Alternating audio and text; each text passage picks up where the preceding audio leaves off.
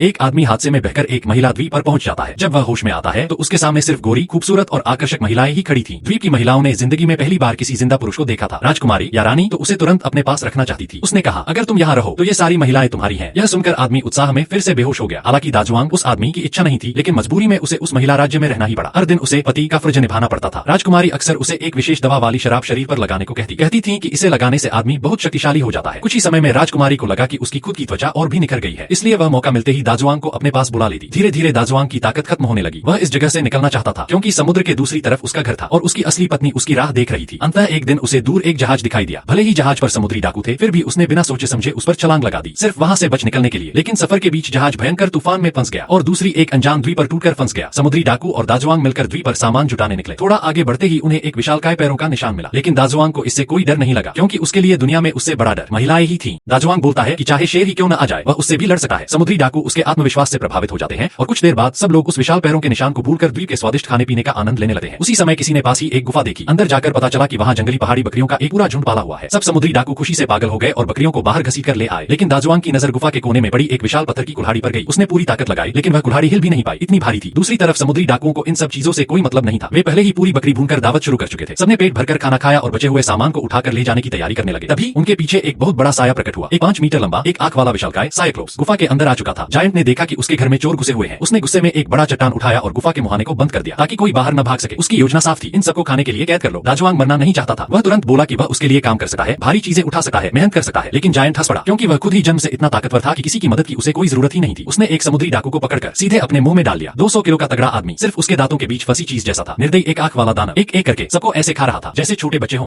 200 का ताकतवर आदमी उसके लिए बस दांतों में फंसने लायक एक टुकड़ा ही था। दाजुआंग को डर था कि कहीं कोई और साथी न खा लिया जाए, इसलिए उसने जल्दी से जमीन पर पड़ी शराब की मशक उठाई और दानव को बताया कि यह इंसानों की स्वर्गीय शराब है, जिसे पीकर इंसान हवा में उड़ने जैसा महसूस करता है और खुशी दोगुनी हो जाती है। दानव ने मशक उठाकर एक ही घूंट में खाली कर दी, मगर जैसे ही स्वाद समझने लगा था, शराब खत्म हो गई। दाजुआंग ने तुरंत कहा कि वह अंगूर की शराब बना सकता है, लेकिन उसके लिए बाहर से अंगूर लाने होंगे। दुर्भाग्य से यह दानव बहुत चालाक था। वह उन्हें गुफा में ही बंद कर गया और खुद अंगूर लेने निकल पड़ा। समुद्री डाकुओं का पूरा झुंड मजबूरन गुफा में ही शराब बनाने लगा। दर्जनों बदबूदार बत्तखें पागलों की तरह अंगूर तोड़ लाईं। दानव शायद उस खट्टी मीठी खुशबू को सूंघ चुका था और लालच में बार बार लार निकल रहा था। आखिरकार अंगूर की शराब तैयार हो गई। दानव ने एक बड़ी बाल्टी एक ही बार में पी डाली। इंसानों के लिए वह बाल्टी होती है, लेकिन उसके लिए वह सिर्फ एक छोटा कटोरा थी। समुद्री डाकुओं ने कई बार शराब पहुंचाई। लगातार 10 बाल्टियां पीने के बाद ही उसे थोड़ा नशा चढ़ा। वह धड़ाम से बिस्तर पर गिरा और गहरी नींद में सो गया। समुद्री डाकुओं को आखिरकार मौका मिल गया। उन्होंने एक बड़ा लकड़ी का भाला उठाया और दानव की एकमात्र आंख फोड़ दी। दर्द से पागल दानव जो भी हाथ लगा उसे उठाकर पटकने लगा। समुद्री डाकू डरकर चारों तरफ भागने लगे। अंधे दानव ने गलती से गुफा के मुहाने को ढकने वाले विशाल पत्थर को छू लिया। समुद्री डाकू मौके का फायदा उठाकर मोटी भेड़ को लेकर भाग निकले, लेकिन जल्द ही उन पर भी मुसीबत आ गई। अचानक एक जादूगरनी की मोहक आवाज गूंजने लगी। दाजुआंग ही एकमात्र व्यक्ति था जो उसके जादू में फंस गया। बाकी लोग मजबूर होकर उसे खंभे से बांधकर छोड़ आए। एक दिन और एक रात बाद जाकर वह आवाज रुकी, लेकिन तब तक उनकी नाव भी बर्बाद हो चुकी थी। अब उनके पास कोई रास्ता नहीं था, इसलिए सबको जोखिम उठाते हुए उस रहस्यमयी और खतरनाक द्वीप पर उतरना पड़ा। दाजुआंग ने इधर उधर खोजबीन की और हैरान रह गया। उसे शेर और हिरण को एक साथ पानी पीते देखा। जो जानलेवा दुश्मन होते हैं वे यहाँ आपस में ऐसे घुल मिल रहे थे मानो कोई चमत्कार हो। जैसे ही उसने पीछे मुड़कर देखा, उसके सभी साथी गायब थे। चाहे जितना भी पुकारा, किसी ने जवाब नहीं दिया। तभी उसके सामने एक घूंघट वाली खूबसूरत महिला प्रकट हुई। उसने बताया कि वह इंसानी दुनिया में भटकी हुई एक अप्सरा है। दाजुआंग को उसे देखकर अजीब सी पहचान महसूस हुई। जब उसने उसका घूंघट हटाया तो दंग रह गया। वह उसकी पत्नी की हूबहू हमशक्ल थी। जादूगरनी ने दाजुआंग की प्रतिक्रिया भांप ली और बड़े नरम अंदाज में उसे वहीं रुकने का निमंत्रण दिया। इस बार दाजुआंग ने बिना कोई हिचकिचाहट के तुरंत हामी भर दी। निर्जन द्वीप पर दाजुआंग मानो स्वर्ग जैसे सुखों का आनंद ले रहा था। उसके साथ खूबसूरत अप्सरा थी और उसकी देखभाल के लिए सुंदर दासियां जो उसके खाने पीने से लेकर कपड़ों तक सब संभालती थी। लेकिन कुछ दिनों बाद उसे एहसास होने लगा कि कुछ गलत है। हर बार जब वह गुफा से बाहर जाने की कोशिश करता, कोई न कोई दासी दरवाजे पर खड़ी होकर उसे रोक देती। साफ था उसे यहाँ बंदी बनाकर रखा जा रहा था। उसने बहाना बनाया कि वह अपने साथियों को ढूंढने बाहर जाना चाहता है, लेकिन चुड़ैल पहले से उसकी चाल समझ रही थी, इसलिए उसने उसके सारे साथियों को सुअर में बदल दिया था और इसी बात को हथियार बनाकर दाजुआंग को धमकाया कि अगर वह यहीं उसका पति बनकर नहीं रहेगा तो उसके साथी कभी वापस इंसान नहीं बन पाएंगे। साथियों की जान के लिए दाजुआंग ने मजबूरी में सब कुछ सहन किया। चुड़ैल ने अपना वादा निभाया और समुद्री डाकुओं को वापस इंसान बना दिया। लेकिन जैसे ही समुद्री डाकुओं ने उस सुंदर अप्सरा को देखा, उनकी आंखें खुली की खुली रह गईं। वे भी वहीं रुक जाने की जिद करने लगे, जिससे दाजुआंग और भी परेशान हो गया। भले ही चुड़ैल देखने में जवान लगती थी, लेकिन वास्तव में वह हजारों साल से जीवित थी। हर कुछ साल में वह एक नया ताकतवर आदमी पति बनाकर उसके सहारे अपनी जवानी कायम रखती थी। यही उसका राज था। दाजुआंग समझ गया कि अब इस जगह से भाग पाना लगभग नामुमकिन है। वह बेबस होकर आंसू पीते हुए खुद को बलिदान करता रहा। हर दिन दासियां एक रहस्यमयी दवा पानी के कुंड में डालती, जिससे दाजुआंग की ताकत बढ़ती रहे। उधर समुद्री डाकू उसे देखते देखते और जलने लगे। उन्हें लगा कि दाजुआंग तो मजे कर रहा है और वे पीछे रह गए हैं। दाजुआंग ने उन्हें बार बार समझाया कि यह कोई सौभाग्य नहीं है, पर वे उसकी बात मानने को तैयार ही नहीं हुए और आखिरकार उससे ही उलझ पड़े। असल में दाजुआंग लगातार भागने की योजना बना रहा था। वह चोरी छिपे लकड़ियां काटकर एक छोटी नाव तक बना रहा था। चुड़ैल समझ नहीं पा रही थी कि वह यहाँ से जाने के लिए इतना बेचैन क्यों है। दाजुआंग ने कहा कि उसकी असली पत्नी उसका इंतजार कर रही है। चुड़ैल भले ही उसकी पत्नी की तरह दिखती थी, लेकिन दाजुआंग के लिए चाहे जितनी भी समानता क्यों न हो, वह उसकी पत्नी नहीं थी। कुछ ही वर्षों में दाजुआंग बूढ़ा दिखने लगा। चुड़ैल ने नया ताकतवर आदमी ढूंढ लिया और दाजुआंग को मानव शहर में वापस भेज दिया। 40 साल का भी नहीं था, पर दिखता एक थकेहारे बूढ़े जैसा था और भीख मांगने पर मजबूर हो गया। और तभी किस्मत ने एक और मजा किया, उसे फिर से वही पुराने समुद्री डाकू मिल गए। वे लोगों ने दाजुआंग का खाने का कटोरा लात मारकर गिरा दिया और उसे लगातार अपमानित करते रहे। तभी सफेद कपड़ों में एक अप्सरा वहां प्रकट हुई। वह धरती पर प्रतिभाशाली व्यक्ति चुनने आई थी। जो भी इस टूटी हुई धनुष को ठीक कर देगा उसे अमरत्व मिलेगा, अनंत शक्ति मिलेगी और वह देवता बन सकेगा। हर कोई आगे बढ़कर कोशिश करता रहा, पर कोई भी धनुष को ठीक नहीं कर सका। दाजुआंग ने भी प्रयास करने की इच्छा जताई, लेकिन सब उसका मजाक उड़ाने लगे। पर किसी ने सोचा भी नहीं था कि दाजुआंग ने आसानी से धनुष की डोरी जोड़ दी और साथ ही 100 कदम दूर निशाना भेदने का कारनामा भी दिखा दिया। समुद्री डाकू यह देखकर आग बबूला हो गए। उन्हें लगा कि हर अच्छी किस्मत तो दाजुआंग के ही हिस्से में आती है। गुस्से में वे उसे मारने के लिए झपट पड़े, लेकिन उल्टा सब दाजुआंग के हाथों मारे गए। अप्सरा ने जब दाजुआंग की पूरी कहानी सुनी तो वह गहराई से प्रभावित हुई। उसने दाजुआंग से वादा किया कि वह उसे उसके घर वापस भेजेगी, जहां वह अपने असली परिवार के साथ शांतिपूर्ण जिंदगी बिता सके।